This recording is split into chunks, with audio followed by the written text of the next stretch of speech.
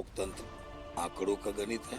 अगर किसी समाज का 32 एमएलए है तो उसकी पूछ होनी चाहिए कि उसका अनादर होना चाहिए। कायदे से जिसकी संख्या सदन में सबसे ज्यादा होगी उसको मुख्यमंत्री रहना चाहिए। आपने मुख्यमंत्री नहीं बनाया तो डिप्टी सीएम बनाइए। आपने यहाँ 12-12 विभाग लेके 8-8 विभाग लेके लोग बैठा हुआ है, इसकी चर्चा तक नहीं होती। जातिगत राजनीति नहीं किया, जंगल राज था चरम पर, तो किसकी लड़ाई हम लड़के और अपने साथियों को गंवा दिए, मुकदमा लिए, जेल गए, मंत्री पद को लात मार दिए। नीतीश जी हमको बोलते आप निकले हैं तो पार्टी ज्वाइन कर ली। लोगों ने कहा कि इंदिरा गांधी को खत्म कर दीजिएगा। इंदिरा गांधी गई कि नहीं?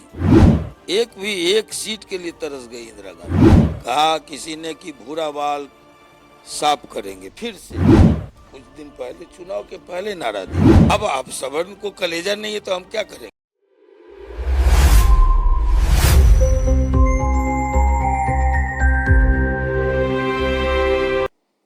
देखिए हमारे साथ आनंद मोहन है। हम बात करेंगे, लगातार सुर्खियों में बने हुए हैं आनंद मोहन जी। कल का भी वीडियो हम देख रहे हैं मोतिहारी का, तो आपने कहा जो मतलब 6-6 लोग हैं लेकिन कोई ऐसा नहीं मिला जिसे मंत्री बनाया जा सकता था। फिर राज्य की भी बातें कही।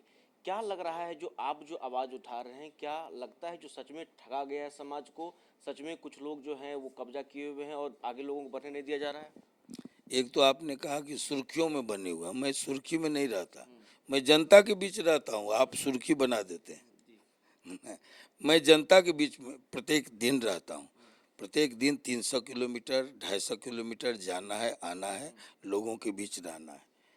तो अब और जो मूल बातें हैं ये शिद्दत से हम लोग उठाते रहे हैं। अब ये सुर्खियाँ बन जाए तो अलग बात है।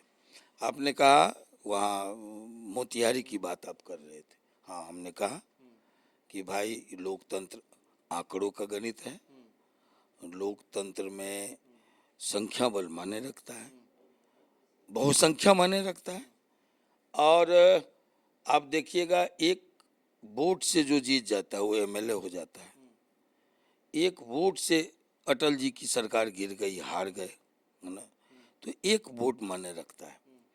ऐसे में सदन में बिहार विधानसभा में अगर किसी समाज का 32 एमएलए है और वो सर्वाधिक है गिनती में, उसके बाद 10 विधान पार्षद हैं, 6 सांसद हैं, तो उसकी पूछ होनी चाहिए कि उसका अनादर होना चाहिए।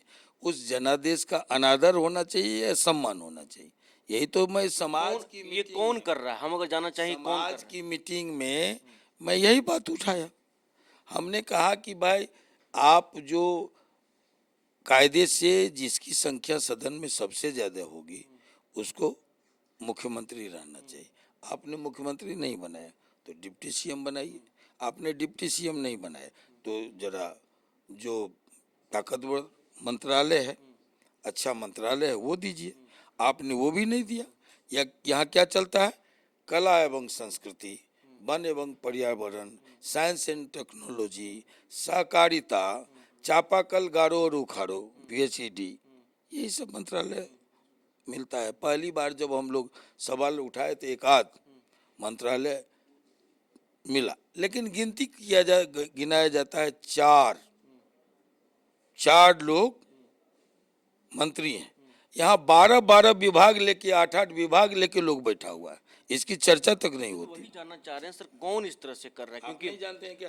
नहीं नहीं, हम नहीं जानते तो माइक लेके काय नहीं, बोल रहे हैं? मतलब आपका हम जानना चाह रहे हैं, आपका सब जो मतलब निशान है वो किसके आप ऊपर? जान रहे हैं सब कुछ। अब आप बहुत ज्यादा जनाने की जरूरत नहीं, आप जान रहे हैं। अच्छा, एक सवाल और लेंगे। देखिए कुछ दिन पहले एक सभा में आपने कहा था जो हम लोगों का देश की आज़ादी में तमाम चीज़ों में जो है भूमिका रही है, रोल रहा है, लेकिन आनंद मोहन को कई लोग जो है जानते हैं जो सभी को साथ लेकर के चलने वाला। तो कहीं ना कहीं कुछ लोगों की ये भी शिकायत है जो स्वर्णों में, क्या आप सिर्फ राजपूतों की बात कर रहे हैं, ब्राह्मण भूमिहारों की बात या कास्ट की एक बात नहीं बात कर मैं रहे? कह रहा हूँ, आप जहाँ सवाल कर रहे हैं, मैं कभी जातिगत राजनीति नहीं किया। अगर किए रहता तो किसी राजपूत के लिए 17 साल गंवा के आते। आप बिहारीगंज से हैं ना, तो आप कोसी के इलाके में नहीं जानते कि जब जंगल राज था चरम पर, तो किसकी लड़ाई हम लड़के और अपने साथियों को गंवा दिए, मुकदमा लिए, जेल गए, मंत्री पद को लात मार दिए। चंद्रशेखर जी के कोटे से दो व्यक्ति को जाना था मंत्रिमंडल में, एक रघुनाथ झा जी और एक आनंद मोहन। रघुनाथ झा जी तो स्वास्थ्य मंत्री हो गए और आनंद मोहन बंदूक लेके लड़ने चले गए, इसलिए कि माँ ने कहा जब गाय गरीब ब्राह्मण पर जुल्म हो तो राजपूत ओथ नहीं लेता, जंग में जाता है। माँ पौराणिक ख्यालों की महिला है, हमने सम्मान किया, उनके आदेश का पालन किया, क्योंकि मैं जानता हूँ, मैं आप जितना जान लीजिए, लेकिन मैं एक पढ़ा लिखा व्यक्ति हूँ और मैं शास्त्रों में भी रुचि रखता हूँ। हमने देखा है, इतिहास बताता है कि माँ बाप, ये राम से लोगों ने हमने सीखा है, मर्यादा पुरुषोत्तम से, कि माँ बाप चाहे जैसा भी हो उसके आदेश के पालन करने में ही संतति की भलाई है। राजा होते राम माँ पिता के आदेश पर निकले और जब जंगल गए, वनवास गए, तो उधर से भगवान बन के लौटे। तो माँ का आदेश था और माँ के आदेश पर मंत्री पद को लात मार के जब निकला, तब ये आप बहुत बच्चे होंगे ना, लेकिन आप अपने काका जी से, पिताजी से समाज में है, चर्चाएं हैं आपके बारे में, कहा जाता, मतलब आपके बारे में लोग, आपके गांव हम गए हैं, बिल्कुल आप वहां जाके पूछिए कि हमारी लड़ाई किसकी थी। अब लोग कह रहे हैं, अब लोग कह रहे हैं जो अब जो है नहीं, अब अगर आप बाइफरकेट कीजिएगा किसी सवाल पर, हम कहेंगे जंगल राज के किसी प्रवक्ता को घेरेंगे ठाकुर के कुआं पर जो समाज को गाली दे रहा है, और आप चले जाइएगा जात के लाइन पर और अब एक्यूज बनाइएगा आनंद मोहन को। अपने अपने अंदर झांकिए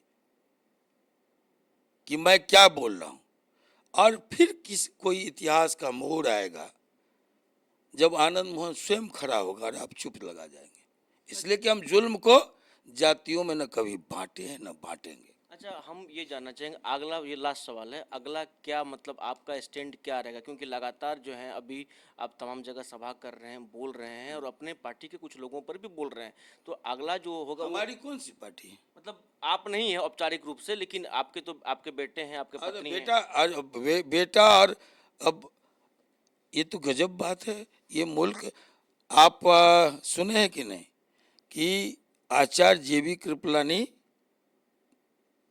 कांग्रेस में थे, बाद में प्रजा सोशलिस्ट पार्टी बनाए और उनकी पत्नी कांग्रेस से यूपी की सीएम थी। ये आज की बात है क्या? ये व्यक्ति की स्वतंत्रता के खिलाफ बात है, लोकतंत्र के खिलाफ बात है। मैं किसी पार्टी में नहीं हूँ, मैं शुरू से कहता रहा, नीतीश जी हमको बोलते रहे आप निकले हैं तो पार्टी ज्वाइन कर लीजिए, हमने नहीं किया। और आज समझते हैं कि हमने कहा था कि आप जिस दिन चाहेंगे बड़ी जिम्मेवारी लीजिए पार्टी का, है ना, तो हमने कहा था कि हम अवेलेबल हैं, जिस दिन हमारी ज़रूरत होगी हम आपके साथ खड़े होंगे। लेकिन इसी बीच में जो घटनाक्रम घटा है तो वो आज साबित करता है कि तब का निर्णय मेरा सही था। तो इसलिए मैं किसी पार्टी में नहीं हूँ और मैं बड़ी बेबाकी से, देखिए इस देश में लोकतंत्र के दो पक्ष हैं, एक सत्ता पक्ष और एक प्रतिपक्ष।